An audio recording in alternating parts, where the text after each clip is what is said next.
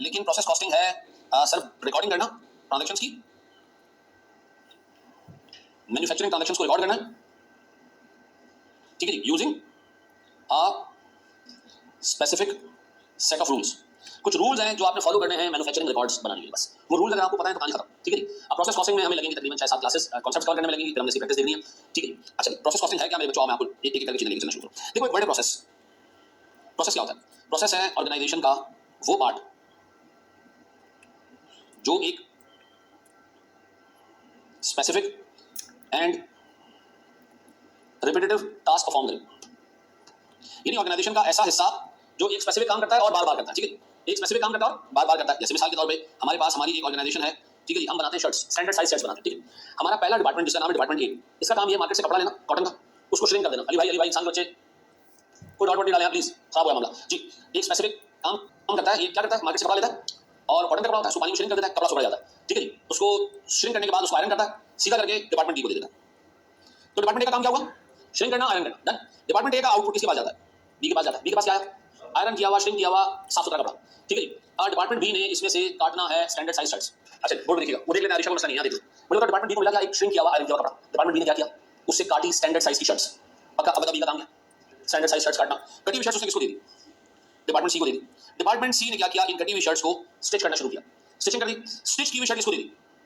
Department D का specific काम है उन शर्टों के ऊपर बटन लगाना, वो ओवरलॉक करना, काज वाश करना, सारे काम करना और डब्बे में बंद करके इसको फिनिश गुड्स में बेच देना। अब बताओ, ये कंपनी एक है चार है?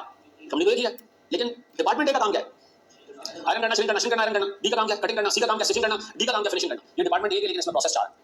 ये सारी कंपनी है लेकिन इसमें प्रोसेस, बताओ, ए एक स्पेसिफिक काम कर रहा है, श्रिंक करने का, आयरन करने का। बी एक स्पेसिफिक काम कर रहा है और रिपीटेटिवली कर रहा है, स्टिचिंग का। सी एक स्पेसिफिक काम कर रहा है, सर बी कटिंग का काम कर रहा है, सी स्टिचिंग का काम कर रहा है, स्पेसिफिक काम है, रिपीटेटिवली कर रहा है। डी फिनिशिंग कर रहा है और रिपीटेटिवली कर रहा है, बार बार कर रहा है। तो हम कहेंगे कंपनी तो एक है लेकिन इसमें प्रोसेस कितने? चार। अगर ये कंपनी प्रोसेस कॉस्टिंग अडॉप्ट कर ले, प्रोसेस कॉस्टिंग अडॉप्ट कर ले, ठीक है, तो मुझे बताओ यहाँ चार अलग अलग प्रोसेस की अकाउंटिंग होगी या एक साथ अकाउंटिंग होगी? सर यहाँ हर प्रोसेस की अकाउंटिंग अलग अलग होगी, ठीक है। हर प्रोसेस कहेगा मैंने खर्चा इतना किया, आउटपुट इतना बनाया, खर्चा इतना किया, आउटपुट इतना बनाया, खर्चा इतना किया, आउटपुट इतना बनाया, ऐसा। तो प्रोसेस कॉस्टिंग यहाँ पर चार एंटिटीज को डील कर रही होगी, ताकि लीगली देखा जाए तो एंटिटी एक है, लेकिन हम रिकॉर्ड पर्पस के लिए क्या करेंगे, इधर कितनी एंटिटीज को काउंट करेंगे? चार। प्रोसेस ए भी एक एंटिटी है, प्रोसेस है, प्रोसेस बी भी एक प्रोसेस है, प्रोसेस सी भी एक प्रोसेस है, प्रोसेस डी भी एक प्रोसेस है। ये चारों अपनी अपनी अकाउंटिंग अलग अलग करेंगे और ये अपने पास रिकॉर्ड करेंगे ये चारों कि हमने कितनी कॉस्ट इनकर की और हमने कितना आउटपुट प्रोड्यूस किया, ऐसा। इनके दो ही नाम, खर्चा कितना किया, आउटपुट कितना प्रोड्यूस किया। अब बताओ, खर्चा कितना किया, आउटपुट कितना प्रोड्यूस किया, इसकी रिकॉर्डिंग कॉस्टिंग कहलाती है। प्रोसेस क्या है? ऑर्गेनाइजेशन का वो हिस्सा जो स्पेसिफिक और रिपीटेटिव काम परफॉर्म करे, ऐसा। तो प्रोसेस कॉस्टिंग क्या बना? ऑर्गेनाइजेशन का एक ऐसा हिस्सा जो स्पेसिफिक और रिपीटेटिव काम करता है, वो अपनी कॉस्ट जो इनकर करता है उसको रिकॉर्ड करता है और जो आउटपुट प्रोड्यूस करता है उसको रिकॉर्ड करता है, इसको हम प्रोसेस कॉस्टिंग कहते हैं। अब बताओ, इधर कितने प्रोसेस है? चार। इधर चारों अपनी अपनी अलग अलग अकाउंटिंग करेंगे, ये सर चारों अपनी अलग अलग अकाउंटिंग करेंगे, ऐसा है। हम कहेंगे कि प्रोसेस चार है और हर एक की अकाउंटिंग क्या होगी? अलग अलग होगी, ऐसा। मेरे बच्चों ये कॉपी करना तो कर लें, आगे बढ़ जाएं। ये व्हाइट लाइन हटा दें, कौन सी व्हाइट लाइन?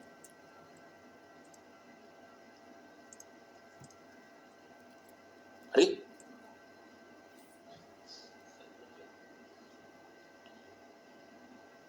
ये चारों डिपार्टमेंट्स भी हैं, चारों प्रोसेस भी, ठीक है जी। आगे बढ़े, उतना ही बेटा आयशा, आयशा उतना ही है मेरा बच्चा, उससे ज्यादा एक इंच भी नहीं है। बड़े आगे मेरे प्यारे बच्चों, बोर्ड में सारी चीजें छोड़ दो और कुछ इंपॉर्टेंट डिस्कशन दो। प्रोसेस स्टार्ट करने से पहले रिजवान पहले इसको देख लो, उस पर काम कर लेते हैं, सारी डिस्कशन कर लेते हैं, ठीक है। बोर्ड में कुछ की और इंपॉर्टेंट रूल्स, ठीक है। मुझे एक बात बताएं, एक डिपार्टमेंट जब एक चीज प्रोड्यूस करता है, डिपार्टमेंट ए ने कहा कि मिसाल के तौर पर मैंने कॉस्ट इनकर की है 5000 की और मैंने यूनिट्स बनाए हैं 100। डिपार्टमेंट ए ने 5000 का खर्चा करके अज्यूम करो क्या बनाए, 100 यूनिट बनाए। डिपार्टमेंट ए जो है वो जूतों का चमड़ा काटता है, जूते बनाता है और डिपार्टमेंट बी उसकी फिनिशिंग करता है, ऐसा।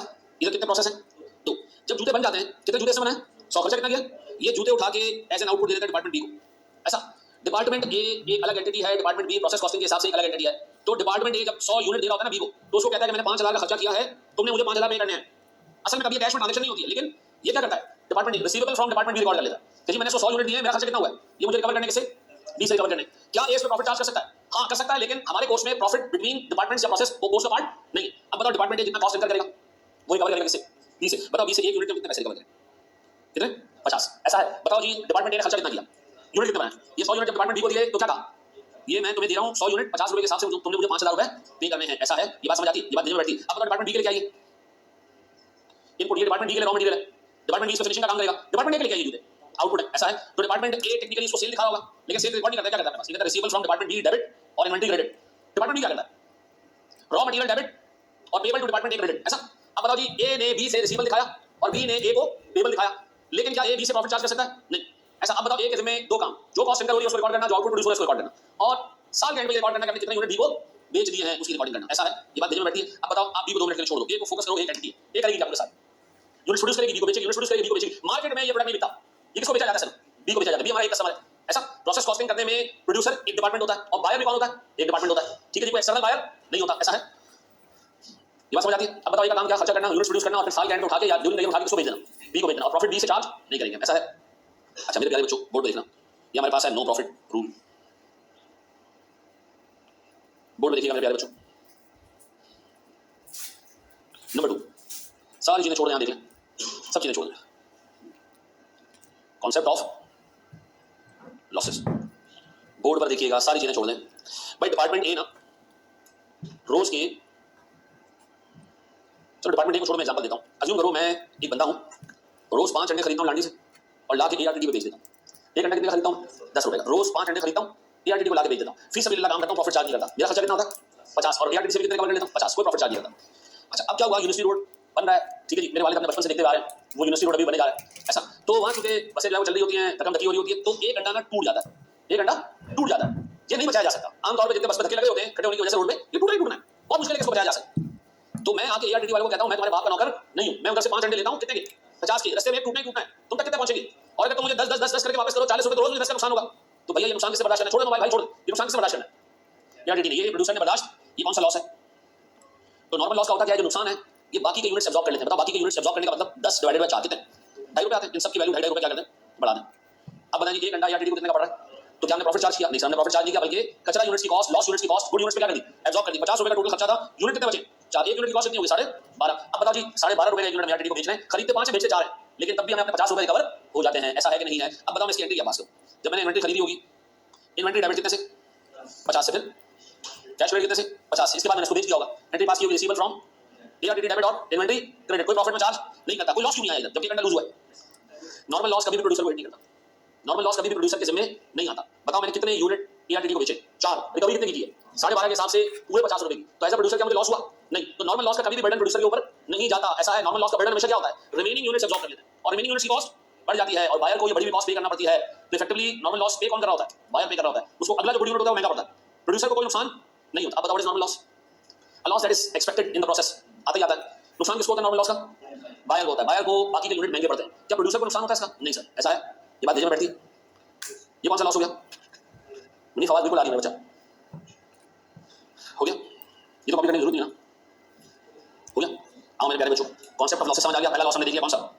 Normal loss. अब बोर्ड पे देखिएगा, अब मैं आपके सामने एक और लॉस रखा हूं। अब अज्यूम करें, वन फाइन मॉर्निंग हमने 5 अंडे खरीदे, किसे? लांडी से खरीदे, और हम इसको लेकर आ रहे हैं, और इस दफा अंडे लाते लाते मैं बस में सो गया, तो एक अंडा टूटा, फिर आगे जाके दूसरा भी टूट गया। अब बताओ बचे कितने?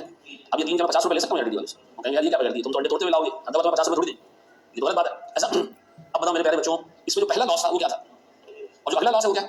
तो मुझे पता नॉर्मल और एबनॉर्मल लॉस का फर्क क्या है? जो एक्सपेक्टेड लॉस है वो नॉर्मल है, और नॉर्मल लॉस से जितना लॉस ज्यादा हुआ वो क्या है? वो एबनॉर्मल लॉस है। ऐसा है, 5 में से 1 अंडा टूटता ही नॉर्मल है, 1 से ज्यादा टूटेंगे क्या? ये एबनॉर्मल। मुझे बताओ, ये क्वांटिटेटिव क्लासिफिकेशन है या क्वालिटेटिव है? यानी जो चीज बहुत ज्यादा खराब है वो एबनॉर्मल लॉस, जो कम खराब है वो नॉर्मल लॉस, ऐसा? या अगर हर 5 में से 1 अंडा टूटता है तो नॉर्मल है, 1 से ज्यादा टूटेगा तो एबनॉर्मल लॉस। तो ये क्वांटिटेटिव लॉस है ना। क्वालिटी डिसाइड नहीं करती है कि नॉर्मल है एबनॉर्मल है, क्वांटिटी डिसाइड करती है कि ये नॉर्मल है या हर 5 में से 1 अंडा क्या लॉस नॉर्मल है, 1 से ज्यादा हो गया तो एबनॉर्मल। ऐसा है, बात समझ में बैठी। अब बताओ जी, अब मैं कॉस्ट कैसे निकालूं? आपसे प्रोसेस कॉस्टिंग कहती है 2 मिनट के लिए भूल जाओगे अंडर टूटा, 2 मिनट के लिए अज्यूम करो कि सिर्फ नॉर्मल लॉस हुआ। बताओ खर्चा कितने का था आपका टोटल? यूनिट्स कितने? गुड यूनिट्स कितने? 4। कितने रुपए का यूनिट बन गया? 12.5। ऐसा, तो इसका मतलब इसकी वैल्यू 12.5, इसकी वैल्यू 12.5, इसकी वैल्यू 12.5 और इसकी वैल्यू भी 12.5। नॉर्मल लॉस एलोकेट हो गया। आप कहोगे जी ये अंडा भी टूट गया, तो इस अंडे की वैल्यू 10 नहीं है बल्कि 12.5। अब एंट्री पास करो, आपने इन्वेंटरी कितने की बनाई ना? आप कहोगे मेरे पास 3 जिंदा यूनिट है, कितने वाले? 12.5। कितने हो गया?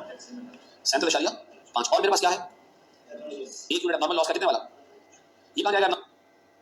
ये में जाएगा, क्रेडिट क्या करूं? अब बताओ, एबनॉर्मल लॉस किसको अफेक्ट करता है? प्रोड्यूसर को। एबनॉर्मल लॉस किसको अफेक्ट करता है? प्रोड्यूसर को। नॉर्मल लॉस किसको अफेक्ट करता है? बायर को। ठीक है जी, बायर को करने का मतलब है कॉस्ट बढ़ जाती है। ठीक है जी। अब मुझे एक बात बताएं सर, एक यूनिट पे 12.5 रुपए का लॉस किसको एलोकेट हुआ है? प्रोड्यूसर को। प्रोड्यूसर इफेक्टिवली सिर्फ एबनॉर्मल लॉस का बर्डन बर्दाश्त करता है, नॉर्मल लॉस का बर्डन बर्दाश्त नहीं करता। अभी बच्चा कह रहा है जी ये जो प्रोड्यूसर को 12.5 रुपए का लॉस एलोकेट हुआ है, इसमें तो 2.5 रुपए नॉर्मल लॉस के हैं। ऐसा है कि नहीं? समय तो 1 यूनिट 10 का था, पहले नॉर्मल लॉस की वजह से यूनिट की कॉस्ट बढ़ गई। ऐसा, मुझे बताओ क्या एबनॉर्मल लॉस कस्टमर बाय करता है? नहीं बाय करता। किसके पास रह जाता है? प्रोड्यूसर के पास। तो टेक्निकली प्रोड्यूसर भी है उसका और बायर भी है उसका, तो उसको 10 रुपए का एबनॉर्मल लॉस 2.5 रुपए समेत 12.5 रुपए का एलोकेट होता है। ऐसा। अब बताओ इंदा के बाद में डिजाइन में क्या रखना है? पहले नॉर्मल लॉस एलोकेट करो, सारी यूनिट्स की कॉस्ट बढ़ा दो, फिर एबनॉर्मल लॉस का इम्पैक्ट। ठीक है जी। अब बताओ जब तुमने 1 यूनिट की लॉस इम्पैक्ट ले लिया, कॉस्ट पर यूनिट 10 से कितनी होगी? अब आपने कहा 1 यूनिट तोड़ा वो मेरे पास ही रहेगा, तो 12.5 रुपए का लॉस मेरा, बाकी 37.5 रुपए रिकवर करूंगा किससे? कस्टमर से। ऐसा है, ये बात समझ आती है? अब बताओ जी, मेरे पास जब नॉर्मल लॉस हुआ तब भी कॉस्ट पर यूनिट कितनी थी? 12.5। जब नॉर्मल के साथ साथ तब भी कॉस्ट पर यूनिट कितनी? 12.5। कॉस्ट पर यूनिट से कौन सा लॉस एलोकेट होगा? मनुष्य कॉस्ट पर यूनिट में कौन सा लॉस डलता है? सिर्फ नॉर्मल लॉस। ऐसा क्या आपने कॉस्ट पर यूनिट ऐसे निकाली 50 डिवाइडेड बाय 3 है, ये कितना होगा? 16.67 ऐसे निकाली आपने, सिर्फ 4 से डिवाइड करके निकाला। तो बताओ इसमें कौन सा लॉस शामिल है? नॉर्मल लॉस शामिल है। आपने नॉर्मल लॉस का यूनिट नीचे से हटाया तो आपकी कॉस्ट पर यूनिट बढ़ गई। अगर आपने नॉर्मल और एब्नॉर्मल दोनों के यूनिट्स नीचे से हटा दिए तो कॉस्ट और बढ़ जाएगी, गलत हो जाएगा ये। कॉस्ट पर यूनिट में कौन सा लॉस छोड़ना है हमने? नॉर्मल। कैसे? डिनोमिनेटर को छोटा कर दो, कॉस्ट पर यूनिट क्या हो जाएगी? बड़ी हो जाएगी। बहुत ज्यादा छोटा नहीं कर देना, ये नहीं कि नॉर्मल लॉस भी डाल दो, इससे कॉस्ट पर यूनिट बहुत ज्यादा बढ़ जाएगी, गलत हो जाएगा। अब बताओ कॉस्ट पर यूनिट चाहे नॉर्मल लॉस आए तब भी उतनी रहेगी, चाहे नॉर्मल के साथ एब्नॉर्मल भी आ जाए तब भी उतनी रहेगी। ऐसा है। तो बताओ कॉस्ट पर यूनिट निकालने का रूल क्या बैठा? Cost divided by input minus normal loss, बस। चाहे लॉस नॉर्मल से ज्यादा हो तब भी आप ये रखना कॉस्ट कितनी करोगे? यूनिट्स कितने खरीदे गए? नॉर्मल लॉस एक और माइनस करूं उसमें से? नहीं सर, कितना आ रही? 12.5। ऐसा है, ये कॉपी करो, फिर मैं आगे स्टेप और बढ़ रहा हूं। बड़े माने दोस्त आओ मेरे प्यारे दोस्त, जो वोट के एक साथ ऐसा कि 10 रुपए का एक घंटा, 10 रुपए का एक घंटा, 10 रुपए का एक घंटा, 10 रुपए का एक घंटा और 10 रुपए का एक घंटा। व्हाट इज के हम ये पांचों अंडे बचा के ले आए। प्रेशर बहुत था, हमने संभाल के सारे अंडे रखे, ठीक है जी। तभी लगते रहे, लेकिन हम जो है बस पहुंच के इसमें हमने पूरी जान मार के हमने 5 अंडे बचा लिए। अब बताओ मैं ये अंडे को कितने अंडे दूंगा? 5 दूंगा, 4 दूंगा? बच्चा 5 बजे क्या करूंगा? थोड़ी खा लूंगा, ये बेचूंगा ना मैं, लेकिन अब बताओ अभी 50 रुपए मुझसे, ये तो गलत बात है ना। अगर अभी मुझे 5 अंडों के 50 मिल रहे हैं और 4 के 50 मिल रहे हैं तो एक को छोड़ दूंगा, ऐसे कैसे देना ही नहीं। ऐसा है, तो अब इंसाफी होगी, 5 के 50 मिले तो मैं अपनी केयर करूंगी। ऐसा है। अभी आप क्या कहोगे? आप कहोगे cost incurred divided by input कितना? 5 माइनस 1, जबकि एक घंटा नहीं टूटा, इसके बावजूद मैं कस्टमर को कहूंगा कि नॉर्मल लॉस हुआ है। अब बताओ एक यूनिट की वैल्यू कितनी? 12.5। अब बताओ हर अंडे की वैल्यू कितनी? 12.5, 12.5, 12.5 और 12.5 और 12.5। अब बताओ मैं इन्वेंटरी डेबिट कर रहा हूं कितने से? 5 यूनिट वाली कितनी? 12.5 कितने? 62.5। खर्चा कितना हुआ है? 50। बाकी क्या है? एबनॉर्मल गेन कितने से? अब बताओ अगर नॉर्मल लॉस जितना लॉस हो तो हम कहेंगे कोई एबनॉर्मल गेन नहीं, कोई एबनॉर्मल लॉस। एबनॉर्मल लॉस से ज्यादा लॉस हो जाए, जैसे पिछले केस में हुआ था, तो क्या हमारे केस में लॉस आ गया। नॉर्मल लॉस से कम लॉस हो तो एबनॉर्मल गेन आना शुरू हो जाएगा। ऐसा है, लेकिन कॉस्ट पर यूनिट अभी कितनी? 12.5। अगर सिर्फ नॉर्मल लॉस हुआ तब भी 12.5, एबनॉर्मल लॉस आया तब भी 12.5, एबनॉर्मल गेन आया तब भी। What is abnormal gain? Avoidance of normal loss. जो नॉर्मल लॉस आपने अवॉइड कर दिया ना, वो एबनॉर्मल गेन बन जाएगा। What is abnormal loss? Loss in excess of normal loss. असल लॉस नॉर्मल से ज्यादा हुआ, एबनॉर्मल लॉस। असल लॉस नॉर्मल लॉस से कम हुआ, नॉर्मल गेन। ऐसा है। अब एक बच्चा कह रहा है ये तो सही ट्रांजैक्शन नहीं है, हमारा तो खर्चा 50 का हुआ था, आपने तो कहा था कि कोई गेन नहीं होगा। हाँ, ये एक मात्र सिचुएशन है जहां पर गेन आएगा। ऐसा है। अब मेरा एक सवाल है आपसे, क्या वाकई आपकी यूनिट 4 प्रोड्यूस हुई या 5 हुई? 5 हुई तो 50 को 5 से डिवाइड करना चाहिए था, आपने 4 से डिवाइड किया। अब दोबारा इस चैप्टर की पहली लाइन पढ़ो, क्या लिखी? Recording of manufacturing transactions using specific set of rules. आपसे कहते हैं कि भाई कॉस्ट पर यूनिट ऐसे कैलकुलेट करनी है।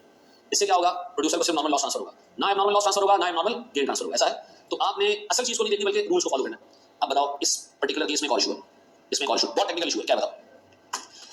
हाईएस्ट रूल पढ़ा, हाईएस्ट रूल पढ़ा। हाईएस्ट रूल क्या कहता था? Inventory should be recorded at lower of cost NRV. Cost कितनी है? 50। तो इन्वेंटरी उससे ज्यादा कैसे वैल्यू होगी?